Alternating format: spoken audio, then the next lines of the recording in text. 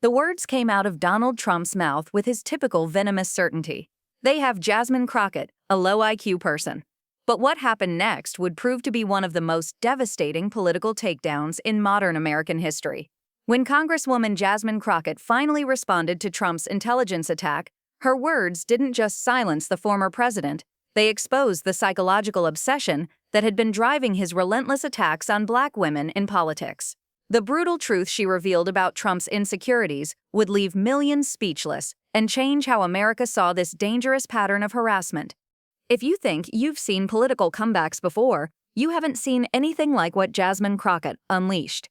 Hit that subscribe button, because her response didn't just defend herself, it psychoanalyzed a man who couldn't handle being challenged by brilliant women of color.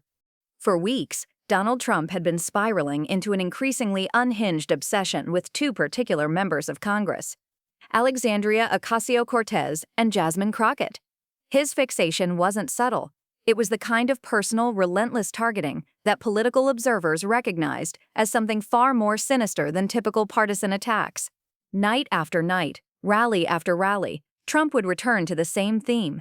These women were stupid, unqualified, and somehow beneath the dignity of their offices. But his attack on Jasmine Crockett crossed a line that even his most loyal supporters found difficult to defend. They have Jasmine Crockett, a low IQ person, he declared with the casual cruelty that had become his trademark.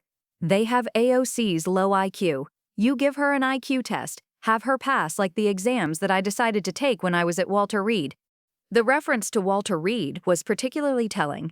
Trump was referring to the cognitive tests administered to him during his presidency, tests that are typically given to assess basic mental function rather than intelligence. Yet he spoke of them as if they were some kind of intellectual achievement, revealing more about his own insecurities than he perhaps intended. It was a very hard, Trump continued, stumbling over his words in a way that would prove ironically prophetic. They're really aptitude tests, I guess, in a certain way, but they're cognitive tests. Let AOC go against Trump. Jasmine. The challenge was thrown down with all the subtlety of a sledgehammer. Trump, the former president of the United States, was publicly challenging two sitting members of Congress to IQ tests, as if intelligence could be measured by the same crude metrics he applied to everything else in his life. What Trump didn't anticipate was that Jasmine Crockett had been quietly documenting his pattern of attacks, not just on her, but on Black women across the political spectrum. She had been watching, taking notes, and preparing for the moment when she would finally respond. When that moment came, her words would cut deeper than any political consultant could have scripted. The response came during a live interview, and from the very first words, it was clear that Crockett had been waiting for this opportunity. Her voice was steady, controlled, but carrying an edge that promised devastating revelations to come. "What is his IQ?" she began, turning Trump's own weapon against him with surgical precision. Because he is constantly talking about, he doesn't even know what a low IQ is. He doesn't even know which scores are low. And I can guarantee you that whatever score, if he's taken one anytime recently, I'm sure that his qualifies as low. The opening salvo was just the beginning. Crockett was methodically dismantling, not just Trump's attack, but the entire foundation of intellectual superiority he had tried to build around himself. "Listen, he's never been known to be an Einstein," she continued, her tone taking on the kind of matter-of-fact delivery that made her words even more devastating. "This is not a guy who got in on merit when it came to going to college." With those words, Crockett had identified the central hypocrisy of Trump's attacks. Here was a man who had been handed every advantage in life, questioning the intelligence of a woman who had earned her way to Congress through her own academic and professional achievements. But the most brutal truth was yet to come. This is someone who, but for him being born with a silver spoon, probably wouldn't have gotten into anybody's institution. "Unlike me," Crockett declared, drawing a stark contrast that would resonate far beyond this single interview. The silver spoon reference wasn't just about wealth. It was about a system of privilege that had protected Trump from the consequences of his mediocrity his entire life. While he questioned her qualifications, she was pointing out that his own credentials were purchased rather than earned. The psychological insight that followed would become the most quoted part of her response, the moment when she stopped defending herself and started analyzing the man who had been attacking her. "So, I am not worried about that," she said, her confidence unmistakable. "And I wish people would look at the fact that you have a president of the United States who consistently is obsessing over two women of color that are members of the House." The word obsessing hung in the air like a diagnosis. Crockett wasn't just calling out Trump's attacks. She was identifying them as symptoms of something deeper and more disturbing. "You are the president," she continued, her voice gaining strength with each word. "You have a lot more power than we do, but obviously you consistently feel threatened, and that is why we have seen the attacks on Black women in general from this administration." With clinical precision, Crockett had identified the power dynamic that made Trump's attacks so particularly toxic. Here was the most powerful man in the world, using that power to target women who posed no physical threat to him, but apparently represented some kind of psychological challenge he couldn't tolerate. But the moment that would go viral, the line that would be quoted in political textbooks and social media posts for years to come, was still to come. "I don't know what Black woman hurt him in his past, honey," Crockett said, her voice taking on an almost therapeutic tone, "but it has really taken him through it." The silence that followed that statement could be felt through television screens across America. In a single sentence, Crockett had turned the tables completely. Instead of defending herself against accusations of low intelligence, she had positioned herself as the voice of reason, analyzing a deeply troubled man's psychological patterns. The honey at the end of that sentence was a masterpiece of political communication, simultaneously dismissive and maternal, treating the former president like a child having a tantrum rather than a serious political opponent. But Crockett wasn't finished. Her conclusion would cement this response as one of the most effective political comebacks in modern American history. "But I really wish for the sake of this country, and honestly for the sake of the world, that he would focus on his real job and stop worrying about me." The final words carried a weight that went far beyond personal defense. Crockett had managed to frame Trump's obsession with her not just as inappropriate, but as a dereliction of his presidential duties. While he was fixated on attacking her intelligence, she was calling him back to the responsibilities of his office. The immediate reaction was explosive. Within hours, clips of Crockett's response were circulating across every social media platform, with millions sharing the moment when she had turned Trump's attack into his own psychological evaluation. The hashtag #CrockettTruth began trending nationally, with users sharing not just the video clips, but analysis of how effectively she had dismantled Trump's entire approach to political combat. Comments poured in from viewers who had never heard of Jasmine Crockett before, but now recognized her as a master of political communication. "She just psychoanalyzed a sitting president on live television," wrote one Twitter user whose post was shared over 100,000 times. "This is what happens when you attack someone who's actually intelligent." Political commentators across the spectrum found themselves struggling to analyze what they had witnessed. Even conservative pundits who typically defended Trump found it difficult to justify his original attacks or criticize Crockett's response. "Look, I disagree with Congresswoman Crockett on policy," said one Fox News contributor, "but you have to respect the skill with which she handled that attack. She turned a personal insult into a broader conversation about leadership and responsibility." The response revealed something that many political observers had been noticing but hadn't articulated. Trump's attacks on women of color followed a distinct pattern that went beyond normal political criticism. The language was more personal, more demeaning, and more focused on undermining their basic competence rather than addressing their policy positions. Dr. Patricia Williams, a professor of psychology at Howard University, noted in a widely shared analysis, "What Congresswoman Crockett identified is a classic pattern of projection. When someone consistently attacks others' intelligence while demonstrating cognitive limitations themselves, it often reveals deep insecurities about their own capabilities." The psychological dimension of Crockett's response had opened up a new way of understanding Trump's behavior, not as strategic political positioning, but as the acting out of personal insecurities on a national stage. But perhaps the most significant impact was on how other targets of Trump's attacks began to respond. Within days, several other women in politics were referencing Crockett's approach, refusing to accept personal attacks, and instead turning them into broader conversations about leadership, responsibility, and the abuse of power. Representative Ayanna Pressley tweeted, "When they attack your intelligence, remind them of your degrees. When they attack your qualifications, remind them of your achievements. When they attack your character, remind them of their own behavior. Thank you at Jasmine Crockett for showing us how it's done.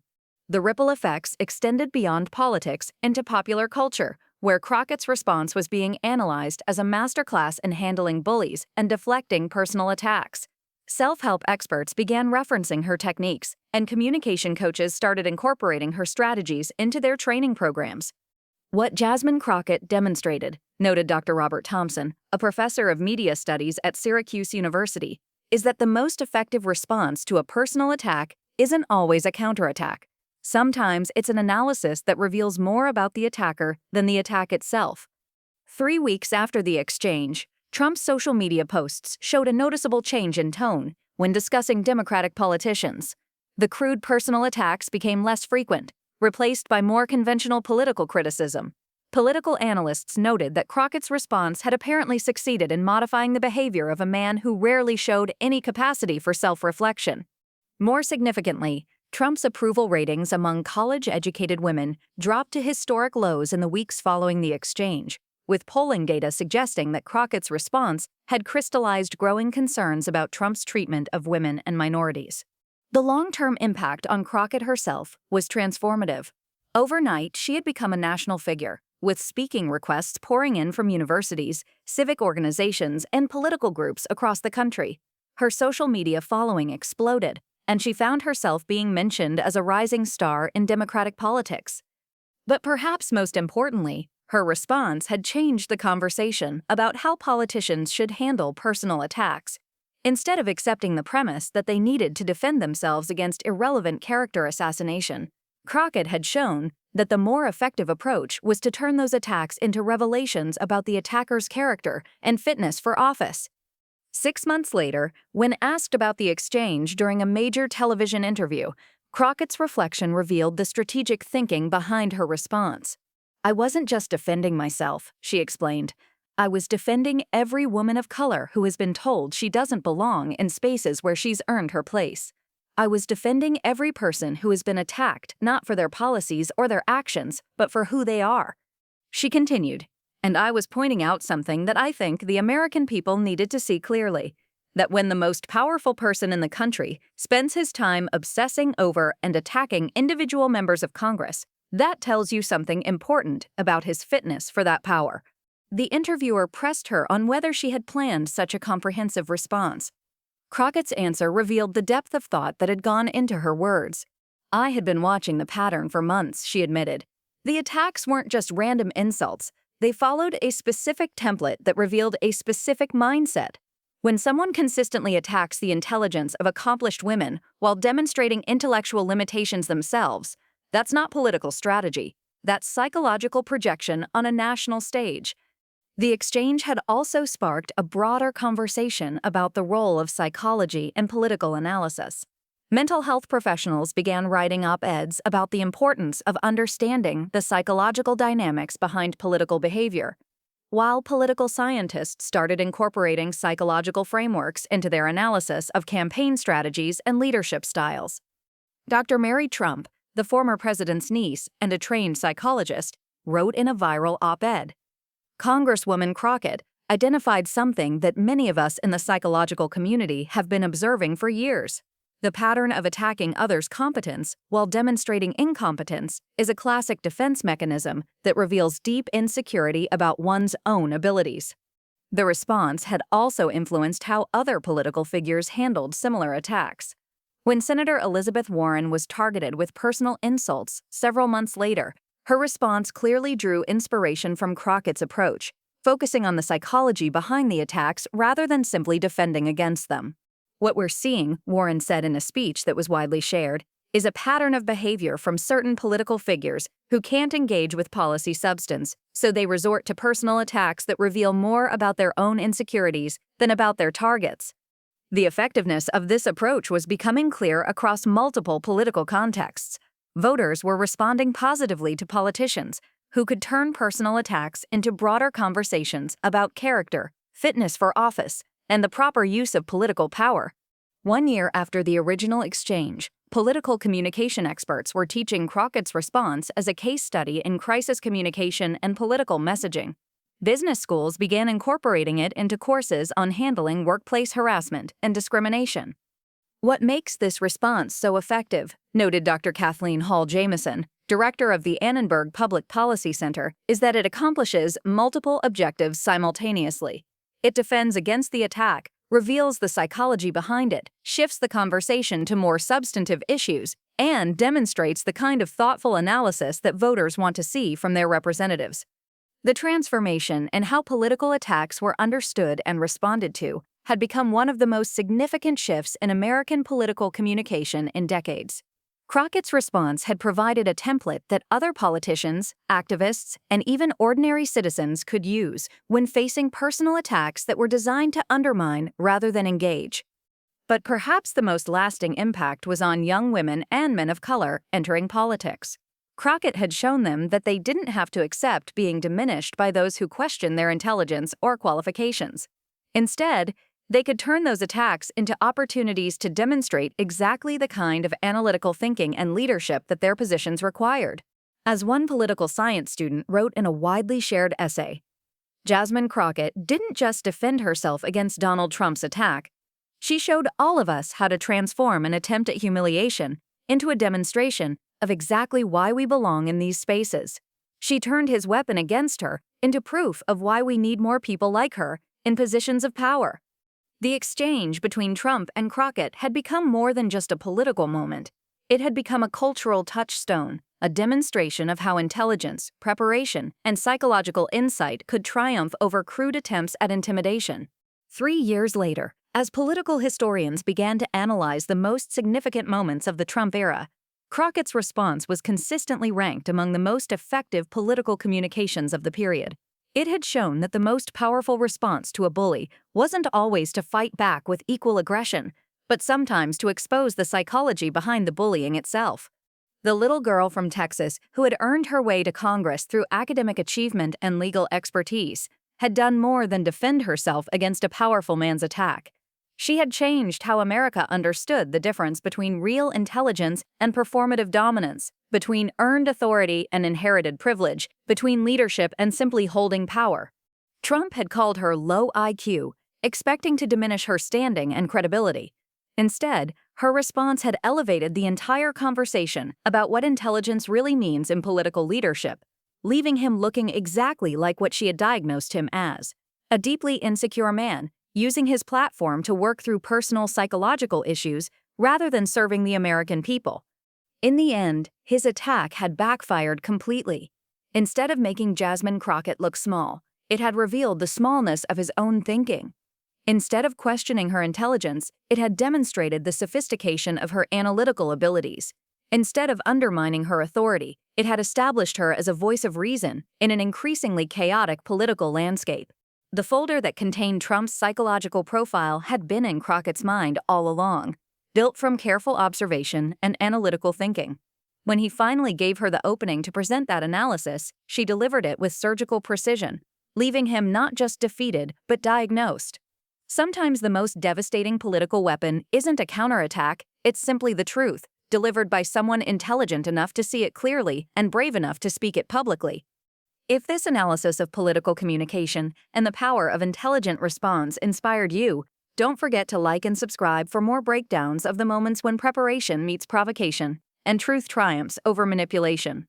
Comment below with your thoughts on Crockett's masterful handling of this attack.